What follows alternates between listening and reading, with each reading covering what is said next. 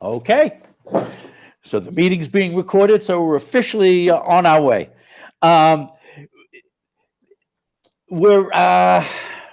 It's hard to describe what we're doing tonight. It's going to be like we're going to take a look at 4 different verses, 2 and 2, and we're going to try our best to parse the way the Torah describes the appointment of Betzalel.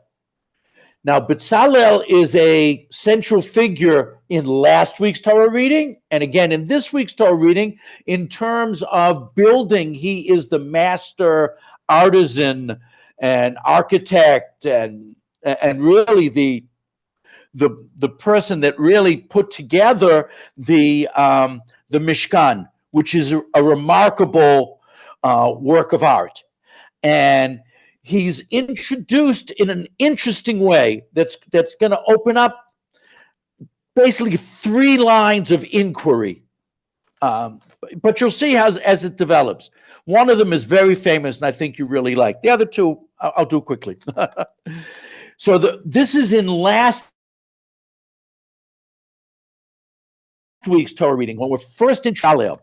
Re'eh, karati b'shem Betzalel ben Uri ben Chur lamata Yehuda.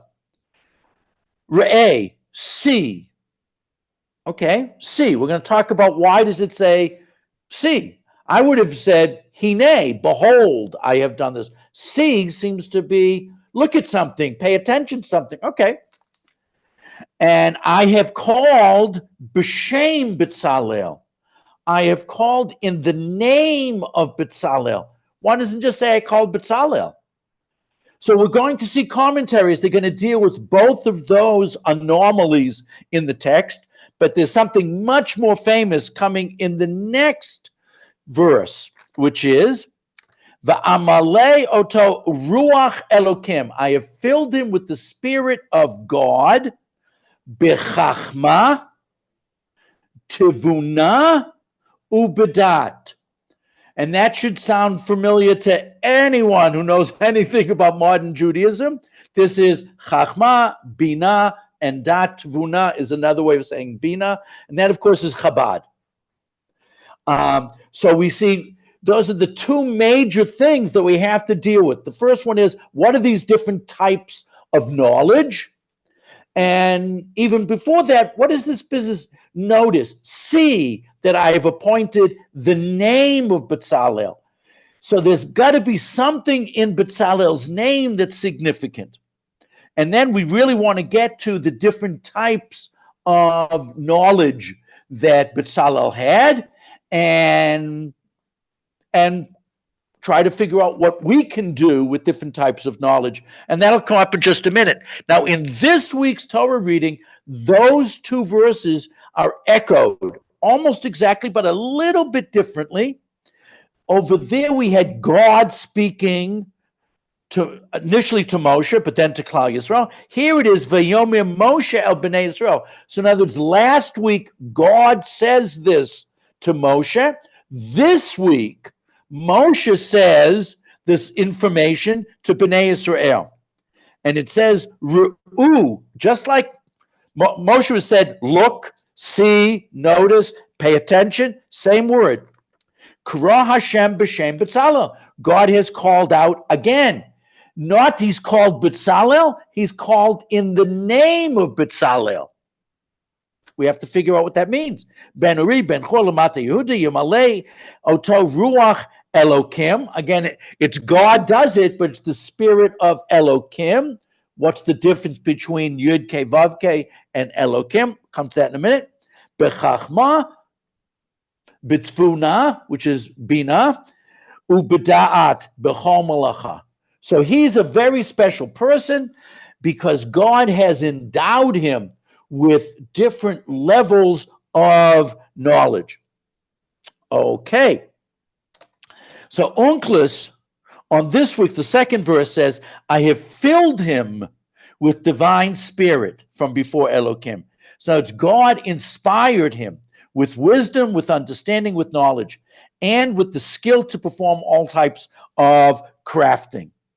So I want to leave in abeyance for a few minutes the information about the different kinds of skills. We'll come to that in a couple of minutes, but I want to start with the Ibn Ezra. So it's on the first page, and it's about almost halfway down. So the Ibn Ezra says, Betzalel, it says, I'm calling B'Shem Betzalel. What's that mean? So Betzalel is the one being called. The meaning of I have called by name Betzalel is I have called Betzalel's name because he has no equal in ability to construct the tabernacle. Okay? Nothing special about the name. I'm just calling him by name because he's the guy for the job. I'm not asking for applicants. I have looked at the roster of Jews, and he's the only one who can do the job. Okay. But then I want to go to I want to skip the Datz Chanim, do the Rebbe Nachman. This is the meaning of see, God called by name Betzalel. So this is Rabbi Nachman of Breslov. Specifically, see as a result of the name Betzalel being revealed. In other words, see means I'm teaching you something. Pay attention. Notice this. And it has to do with the name Betzalel. See, because through this eyes are opened and people see, as mentioned above. This is God called by name Betzalel. That is, because God is in Betzalel's name. How is God's name in Betzalel's name? Because you have to take the name Betzalel and split it into two words. Betzel, in the shade, the shadow of Kale. Betzel, Kale. So, in other words, we don't know. Did the parents name him this name with Ruach HaKodesh, with some sort of divine inspiration? Did God give him this name now, and maybe he had a different name when he was born? We don't know. But according to the Rabbi Nachman, this name is very significant. His ability comes from living in the shadow, in the shade provided by the knowledge and wisdom of God. For his name is associated with our name. And as a result, see that the person who's going to do this is Betzel Kale, in the shadow of God. For vision too derives from the concept of the name. That is, the four letters from which the three colors of the eye and the pupil derive. In other words, God's name, Yud Kei Vav Kei, is the name through which we see all sorts of things. Because in the eye, there are three colors and the pupil. So there's different four levels in the eye. So there's levels of sight, and they come from the four levels of the name, the four-letter name of God. So please notice that this is very important. Okay, that's cool. I want to go to the last comment on the second page, the Or HaChaim, who's going to add to this business about the name. Perhaps the extra word b'shem. Now, the Or HaChaim is concerned. The Torah is not supposed to use any extra words. And when you read the verse, it says, Re'eh, karati b'shem b'tzal. The b'shem isn't needed. And it's repeated. Re'u kara Hashem b'shem. And Moshe repeats this extra word. What's going on here? So the Or HaChaim says, perhaps the extra word b'shem is intended to draw our attention not only to Betzalel's name, but also to that of his father and grandfather.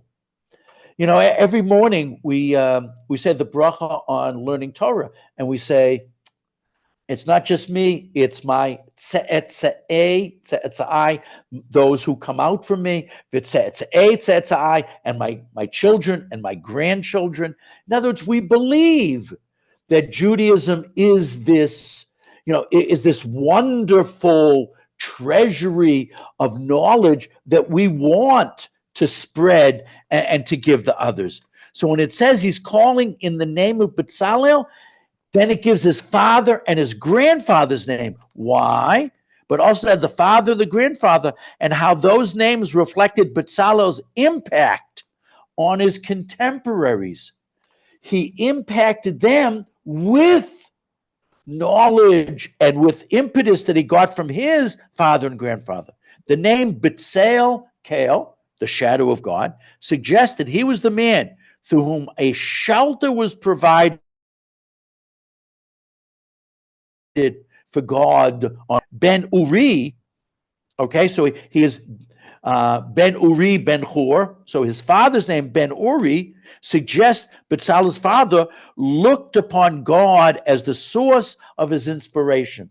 So his father was probably also an artisan of some stature. But he's called the son of his light, and the light came from Hashem.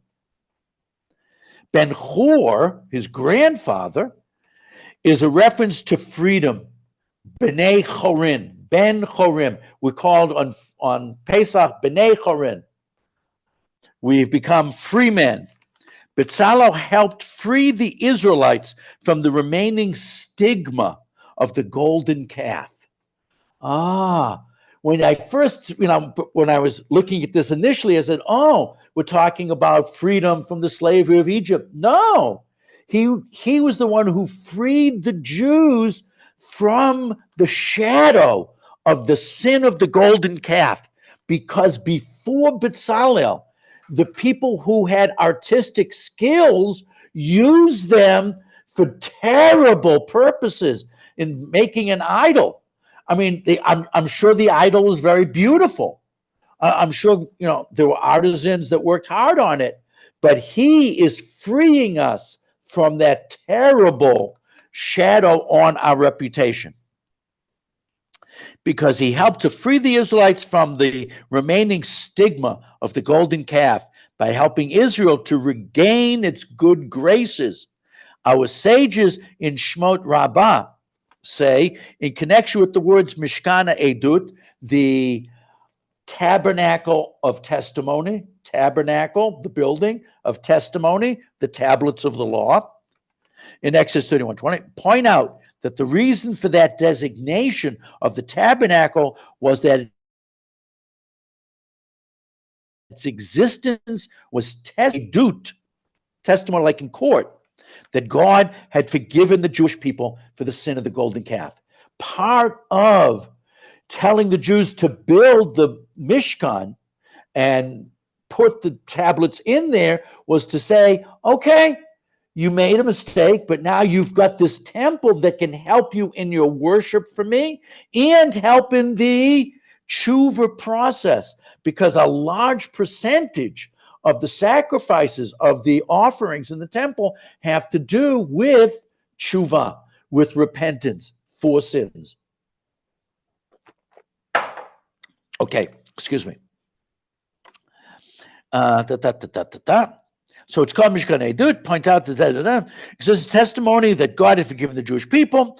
Alternatively, the word bechachma, now we're going to shift a little bit and start talking about the different levels of wisdom, may reflect a statement of our sages in Brachot that God adds additional wisdom to people already possessed of a measure of wisdom.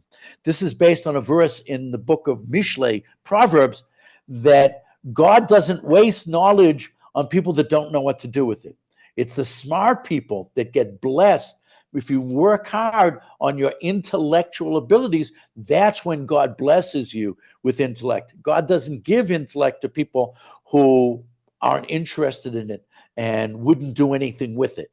And that's a very powerful idea. If you want to earn God's blessings of intelligence, work on it yourself. And God blesses those efforts.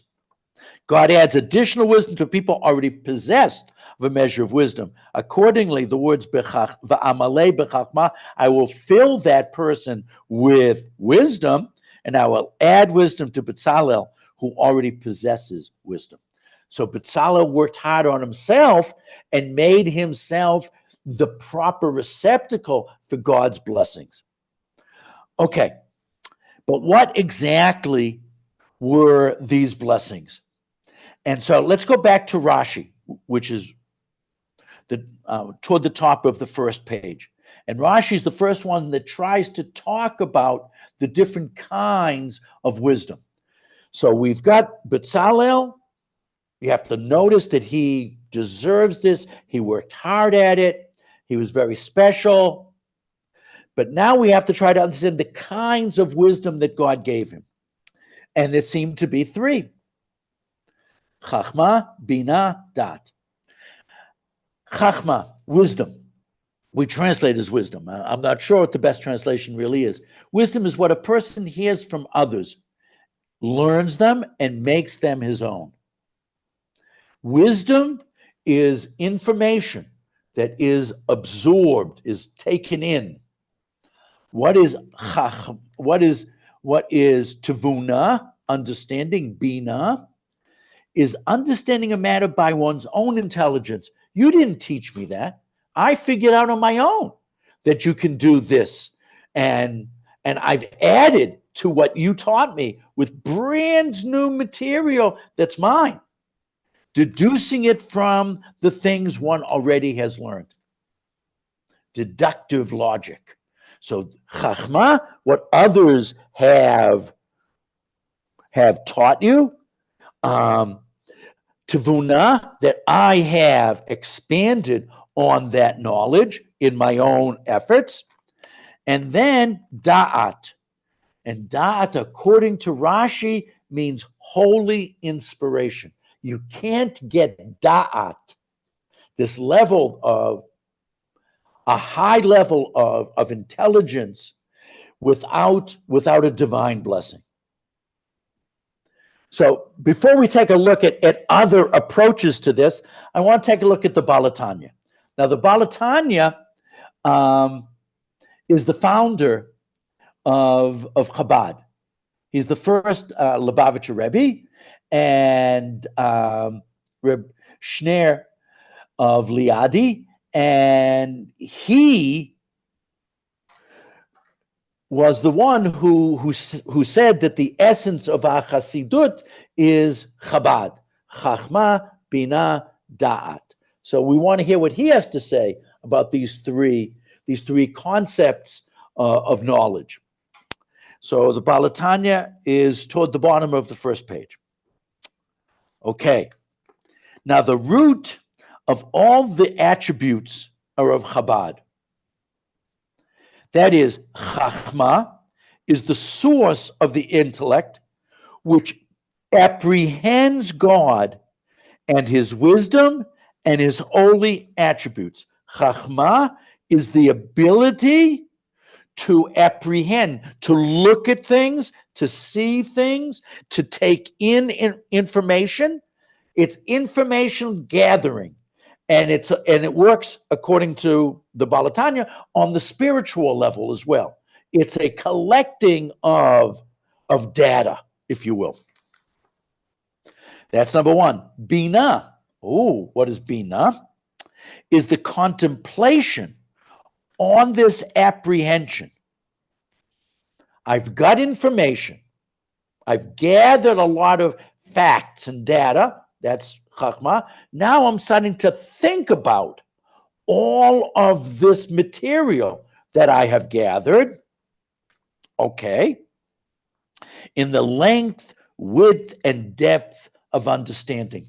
I'm like looking at it from different angles. Okay, I've got this information, but what can I do with it? What does it mean? What can I, how can I use it in some way to make my life better or the lives of the people around me better? To understand one matter out of another, which is very close to Rashi, but he's saying a little bit differently. Again, it's deductive reasoning. I have two pieces of information and I can deduce the third, okay? This is sort of like Sherlock Holmes, right? You're solving puzzles and mysteries. I take the information that I've got and I expand it in ways that it helps me to better to better know what I can do with the information that I have. And to beget from this apprehension its offsprings. I'm making new pieces of information, children of the knowledge, into other pieces of knowledge. That is, the attributes of love and awe and the other attributes born in the divine soul, which contemplates the greatness of God, how his greatness is unfathomable. So I'm collecting, and then I'm like appreciating and understanding and trying to expand my limited comprehension of this material. Information, expansion of the information, and now the third level, da'at. Da'at is the intellectual power to grasp a matter in its full profundity and ramifications. So according to the Balatanya, Chachma, information that I have garnered from others. Bina is information I have added to that storehouse of knowledge. And the last one is when I'm actually doing something with it. I grasp a matter in its full profundity and ramification. Da'at, a very high level of knowledge, of information, and how to use the information. This da'at level transforms an idea into a reality. Now, that could be in like a science project or like in a factory, but it's also in life. I learn, wow, isn't it nice to be good and friendly and generous? Da'at is when I actually am generous, and I see, and I'm truly living that experience. I'm fulfilling it into a reality which can't be separated from the intellectual reality of the person. The Balatanya didn't have much to do with theoretical knowledge. Theoretical knowledge for him was not of value. You have to live it. You have to put it to practical use in your life. At this stage, the idea reaches its full developmental or developed level. Da'at is conclusive. I've really done it. So in other words, Betzalel, if I can take the Balatanya's approach to this, Betzalel got information about how to build things. He saw other people, probably his father and his grandfather. He saw other people do these things, and he had a storehouse of knowledge. He took that information and he said, oh, if you can do this, then you can do that, and I can add this, and I can add the other thing. And he started to put the pieces together, and then he actually put all of that informational knowledge and skills into actually building the structure. And that is actually making it, doing it. How many people, live their lives with wonderful ideas and they, never follow them up, have dreams and never go that way. But according to the Balatanya, what's most important is have those ideas, but at some point, utilize them in your life. Bring them into your life. And that is fully developmental ideas. Very, very beautiful idea. Before I go on, we're going to go back to some of the things we talked about, but I want to go to the other side and look at the Ramban. The Ramban wants us to know how special Betzalel was. And he's adding something. I think that to a certain level, what the Balatanya said based on Rashi and previous positions of this, different levels, Chachma, Bina, Da'at, just raw data, understanding that information and expanding it, and then Da'at, putting something together with that information. All that's wonderful. But the Ramban is noticing something that is quite remarkable, I think. The Ramban says the reason that Betzalel was so special. I skipped. He has a long introductory material before he put this. But he's saying, why is Betzalel but such a big deal, and what was so special, and what are all these terms meaning? And he says the reason for all of this is because Israel and Egypt had been crushed under the work in mortar and brick. They were builders. It had to do with, we hear they need the straw to put the mortar together to make the bricks, to build the buildings. And there was some work with a little bit of stone, stone masonry, but there wasn't any of the things that we see in the Mishkan, which is all fabric and wood, totally different things. And had no knowledge of how to work with silver, gold, and precious stones, and had never seen them for at least 210 years. They hadn't seen any of this stuff. There's almost no wood in the buildings in Egypt, and it's all these mud, brick, and stone. It was thus a wonder that there was to be found amongst them such a wise-hearted man who knew how to work with silver, gold, and precious stones, and in the carving of wood. So what the Ramban is saying, the knowledge that Betzalel somehow garnered from other places throughout his life was almost miraculous, because it was totally outside the experience of the rest of the Jewish nation.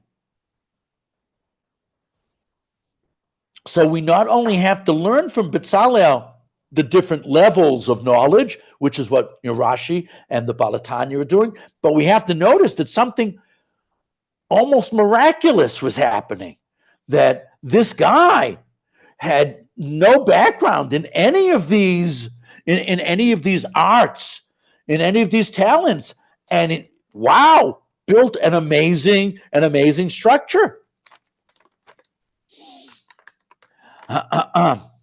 It was thus a wonder that there was to be found amongst them such a wise-hearted man who knew how to work with silver, gold, and stones, and in carving of wood, a craftsman, an embroiderer, and a weaver.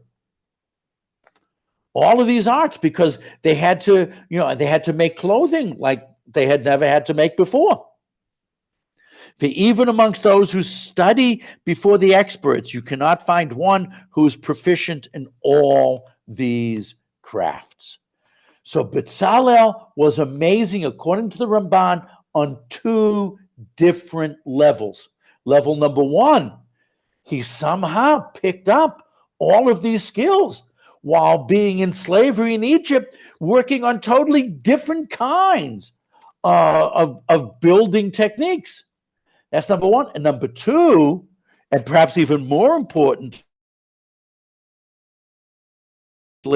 he became artisan in many different types of artistry and building skills. It's just amazing. And even those who know them and are used to doing them, if their hands are continually engaged in work with lime and mud, lose the ability to do with them such artistic and delicate work. I believe him. I don't know if it's true, but I mean, I believe the Ramban. Maybe he knew that even if you had those skills but you spent most of your lifetime, in the muck and the mud and the cement and the mortar, you'd lose it. But he didn't. He honed these skills to a very, very high level. Moreover, he was a great sage in wisdom and in understanding and in knowledge. He not only knew how to do it with his fingers and his hands, he understood the principles in his mind so that he could give it over to others and teach. To understand the secret of the tabernacle and its vessels, why they were commanded, and to what they hinted. According to the Ramban, probably only 2 people truly understood, found depth of the Mishkan. Moshe Rabbeinu, and Betzalel. These were the two men that got it, and everybody else was just was just hanging on. Okay. I want to take a look at Rav Aaron Lichtenstein.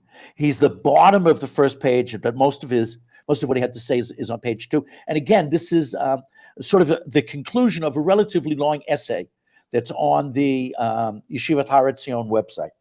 So Rav Aaron Lichtenstein, famous, Oliver Shalom, the famous Rosh Yeshiva of Yeshivat Har Etzion, the son-in-law of Rabbi Soloveitchik, and just a tzaddik, a wonderful, wonderful person. So Rav Lichtenstein talking about this story. The Torah describes the great wisdom of Betzalel as expressed in his ability both in planning and in execution. He was both the architect and the builder. Usually those are 2 different teams, right? He did everything. Chazal describe another aspect of Betzalel's wisdom. Betzel, Kale, the shade of God, was so named because of his wisdom. The big deal, and this is in both verses, Chachma, Tvuna. He just understood. He just understood things. We're going to have one more comment on that after this that's going to make it even deeper. When the Holy One, blessed be He, told Moshe Rabbeinu, go say to Betzalel, make me a Mishkan. Okay, make me a Mishkan. Okay. I don't know what that meant to Moshe Rabbeinu. Did Moshe Rabbeinu know exactly what he was saying? What is this? How do you make it? Okay. An ark and vessels. Moshe went to him and said, make an ark and vessels and a Mishkan. Make the furnishings first, then make the building. And, really? Don't you need a place to house the stuff before you can make the stuff? You shouldn't the building come first? Betzalel then said to him, Moshe Rabbeinu, our teacher, the general rule is that a person builds a house, and only afterwards does he bring vessels into it. Why then do you say, make an ark and vessels, and then a Mishkan? If I make the vessels first, where will I put them? Perhaps God told you, make a Mishkan, an ark and vessels, upon which Moshe declared, perhaps you were in the shadow of God. You were Betzalel Kale. You were understanding things better than I understood them. I heard them directly from God, and I didn't get it as clearly as you got it, because you were truly in the shade, in the shadow of Hashem, who really understands these things.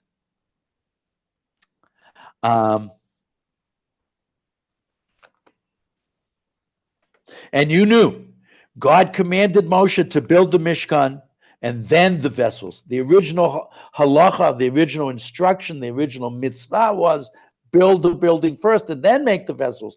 Moshe Rabbeinu didn't know how to give over this information to the artisans. He said, maybe you have to work on the artistry stuff first and then do the architectural things. Because in practical operations, this is the proper order. Here's the difference. Moshe was a man of vision, perceives the lofty purpose of the Mishkan. What was the purpose of the Mishkan? The purpose of the Mishkan was to house the Shnei Luchot HaBrit and the other things too, but the 2 most important thing was the tablets of the law in the Ark of the Covenant. That was the most important item that humans ever possessed. So Moshe, who was a man of ideas, right? Moshe, who's a man of vision, says we have to house the ark. The ark is what we're really focusing on, okay? So he perceives the lofty purpose of building a mission. So he first speaks to him of the climax of the project, the creation of the vessels, which make direct contact between Am Yisrael and God. Only afterwards, as like, a postscript, he says, only afterwards does he speak of the other parts of the Mishkan. Oh, and by the way, the building has to be this size. But the purpose, he's a man of vision. He wants to talk about the purpose. Betzalel, on the other hand, is a man of action. The man of action, he immediately understands that in practical terms, the order must be first the house and afterwards the furniture, the furnishings, the things inside. This is very important. It's true for almost any successful partnership, that everybody has to contribute what they themselves are best at. Moshe is the vision. Betzalel is the action. And you need to wed the two together to really make things work. That's what brought the Mishkan to its final beautiful and wondrous formation. I think a lot of businesses are like this too, successful businesses, that you've got, you have people working together. Somebody's got the vision, and then he works together with people that, that know how to bring the vision into fruition. And I think this kind of shidduch, this kind of shidduch, this kind of partnership is extremely important. And Rav Lichtenstein, I think, really hit the nail on the head with this. Okay. The Kedushat Levi is really continuing an idea. I mean, he wrote this 200 years before Rabbi Lichtenstein, but he's continuing an idea that Rabbi Lichtenstein was talking about. The Kedushat Levi says, Betzalel executed all that God had commanded Moshe. Now, we didn't have this verse. This verse is later in this week's Parshat Vayakhel. And at the end, it says, Betzalel executed all that God had commanded Moshe. That's interesting. Rashi reveals that's remarkable. The Torah didn't write which Moshe commanded Betzalel. In other words, God tells Moshe, Moshe tells Betzalel. But it says, the pasuk says, Betzalel executed what God had commanded. Where's Moshe? How did Betzalel know what God wanted? But it said, which God commanded Moshe. This suggests that Betzalel had divined the sequence of things. Moshe told it one way. God said it one way to Moshe. Moshe flipped it to tell Betzalel. Betzalel, in his mind, went back to the way God said it to Moshe Rabbeinu, because he understood, because he was really a genius. Moshe had instructed Betzalel to make the furnishings of the tabernacle before he had given the details for constructing the structure, to house these furnishings. Upon hearing this, Moshe reminded himself that God had in fact told him to construct the structure housing furnishings first. He complimented Betzalel, saying that apparently he had stood in God's shade at the time God had spoken to Moshe. In other words, the Kedushas Levi, Reb Levi Yitzchak Berdichev, is saying something parallel, similar to Reb Aaron, but in a slightly different way. It's as if Betzalel had moved in on the conversation between Hashem and Moshe Rabbeinu, and he really chapped. He really was able to understand what was really needed, and that's very, very powerful. Okay, I want to do the Netziv. We're going to move away from that construction. We're going to go back to some ideas about knowledge in the big picture. The Netziv, Naftali Tzvi Yehuda Berlin, who was the Rosh Yeshiva of Volozhin, died in the 1894. See, I have called. So it says see. What's this re'e? Re'e, see, notice. See in this context is a call to caution. Look before you leap. Pay attention. Don't lose sight of where you're going because you can slip and fall. The fact that the Mishkan could only be fashioned by one whom God had imbued with divine spirit, wisdom, understanding, and knowledge was an indication of its loftiness. Therefore, it was fitting for them to behave towards it with special care. There's something special going on here, and it has to do with the different levels of knowledge. Now, I skipped something on the first page when we were going through, and there's a funny list. And if you go back to the first page for a minute, please, between Rashi and the Ibn Ezra, there's a funny list that's from a Hasidic website, and the website, or this page was called Da'at, knowledge. And according to this group, and it's based on Psukim in Mishlei. It's complicated how they get it out of the Psukim, so I didn't bother with that. But I just want you to see there are 7 kinds of knowledge, is what they're trying to say. Now, this is fascinating that based on Mishlei, these Kabbalistic, Hasidic authors say that there are 7 kinds of knowledge because in the ancient world, the Greeks believed in the 7 liberal arts. So there is this idea that the corpus of human knowledge can be assigned in 7 groupings. But this grouping here is fascinating. It's like the mind can do things in 7 different ways, and they're not all positive. Let's take a look at the list.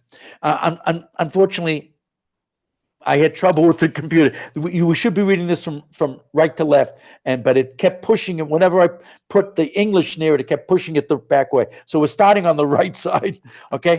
So the first one is Chachma. Well, the first 3, Chachma, Bina, Dat, okay? Those are the ones we've got. So Chachma is Lishmoa, Lilmod, Lamed. Okay, we've seen that. First you got to gather information. Listen, study, teach. You've got to just get the information, okay? He's saying mostly we're talking about spiritual stuff, but it doesn't have to be. Okay. Next, Bina, Hakisharon, Lachshov, Lahasik, Maskanot.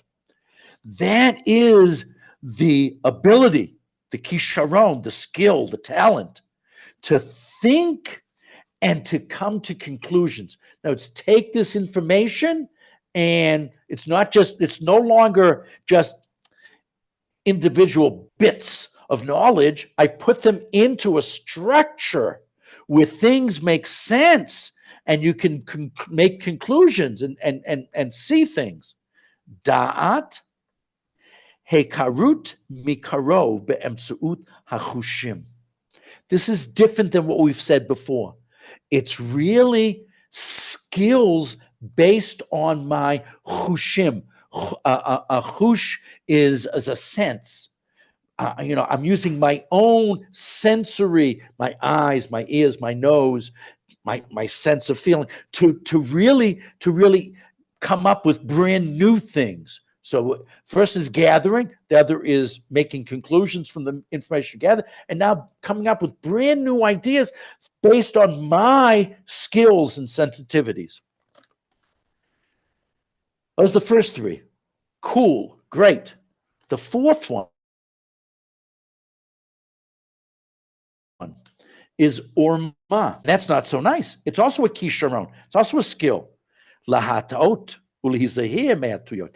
Orma means trickery, the ability to trick people, to fool people, or the ability to be guarded from it. In other words, even the great scholars have to understand trickery because they have to be able to protect, their students and their followers from the trickery. But not all of the knowledge is like straightforward. Some of it's got a little, curveball in it. Haskel, seichel. Now, we love the word seichel. I mean, growing up, I thought seichel was a Yiddish word.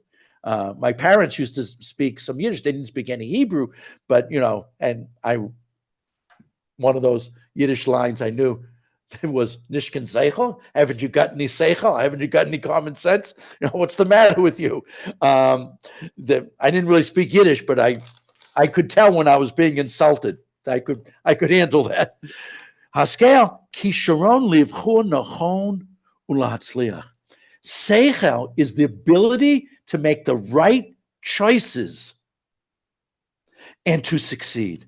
Be'ika b'techum chumari. Now, he said that the original knowledges were more spiritual. He's saying this is physical, to make the right physical choices.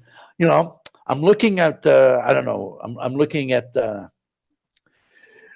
stocks, and I think about it. You can figure out which one's going to succeed, which business is going to be good.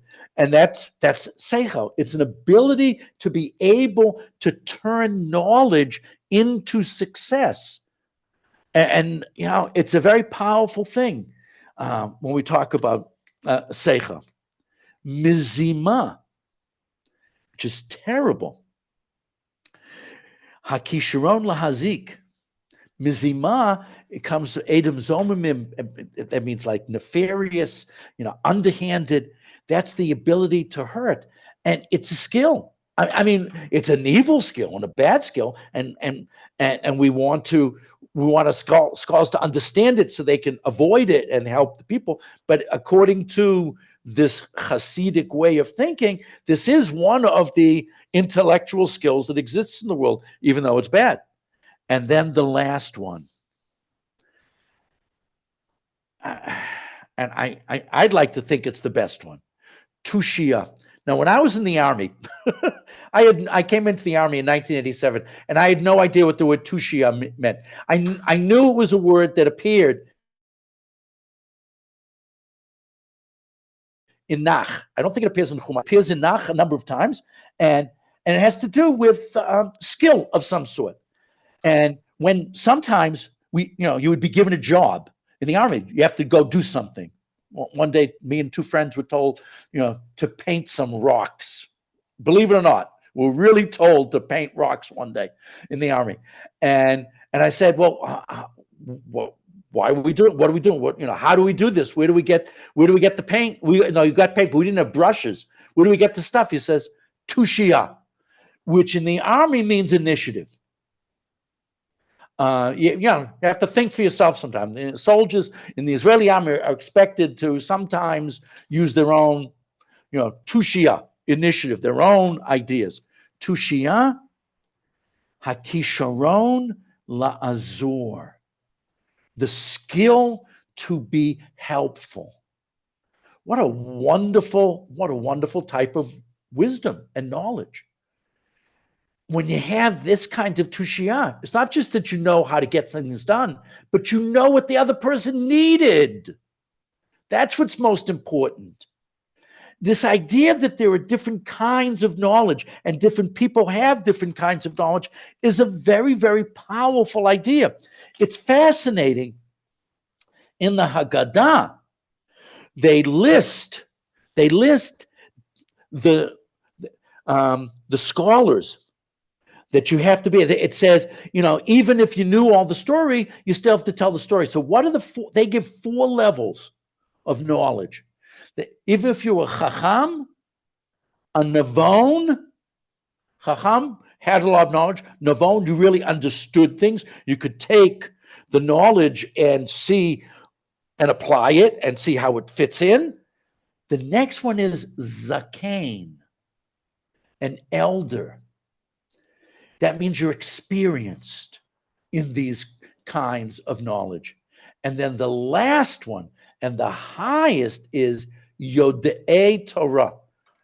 At the beginning of the Haggadah, in the paragraph, Avadim Hayinu, we have to tell the story even if we are Chachamim, Nivonim, Zikenim, and Yodei HaTorah. So what does it mean, Yodei HaTorah? So I think the authors of the Haggadah, who were probably writing this somewhere in the 2nd century before the Common Era. I think their idea is, here we are reading about Betzalel and Moshe Rabbeinu and all of the wonderful wisdom that they had. But I think Chazal want us to know, at the end of the day, the most important knowledge is called Yodei Torah, people that know Torah, because Torah has all of this in it. Torah includes all of these intellectual ideas, all of these Hasidic ideas, all of these spiritual ideas, all of these mystical ideas. They're all in there. So the final level is you really know how to apply all of the material, which is Torah, to the entire world, to your entire life. And we have find in Betzalel a tremendous inspiration to not be satisfied with what we know, to always be curious and always be wanting to add to our wealth of knowledge, and hopefully to utilize it. And hopefully to utilize it, which on the first page in the list turns into tushia, which is the skill to help. The ultimate purpose of knowing anything, whether you're Moshe Rabbeinu or Betzalel, both geniuses in their own areas, and of course all the scholars and all the great scholars and Hasidic masters and rabbis that we're reading about, the ultimate for all of this is to use your knowledge to help others, to make the world a better place where we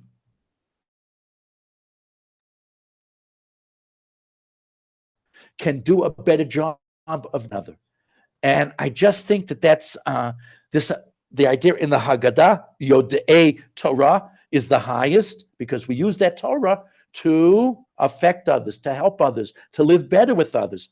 And then the Hasidic idea that it leads eventually to tushia, in the skill of learning how to help others. And that's ultimately the best idea of all. Now, I'm done, but I just want to finish my story about painting the rocks when we were in the army. Okay, very, very quickly.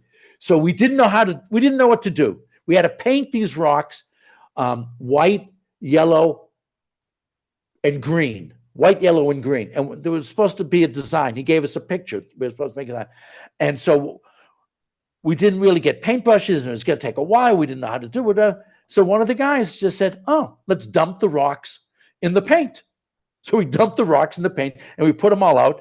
And this job that the sergeant had told us he's not going to come back for over an hour, we had finished in 10 minutes. So then we were sitting around and just we were just eating halva, which I had stolen from the kitchen. So we're just sitting around. So the sergeant comes back and starts screaming at us. And we said, "Why are you yelling at us? You told us what to do. We did the job." He said, "No, you idiots, you don't understand. You're in the army. I wanted you to work for an hour. When I tell you to take an hour to do a job, you have to use the whole hour to do the job, because everybody gets into trouble if the officers come around and see you're not doing anything." So then he gave us another job, and he said, "And don't finish it before 12:30. Just take your time." And it's so different that in the army, it's like, just take your time and fill the time. In the Torah, it's what can we do to be as best and most helpful for every other individual. And I hope that that's what Betzalel had in mind, and I hope that very, very much that's what we have in mind. When we learn Torah, it's what we can do with this Torah to make the lives for ourselves and those around us that much better. Thank you so much for joining this evening. Thank you. Kind comments. Thank you. And let people know tomorrow morning I'll get up the recording. Bye-bye.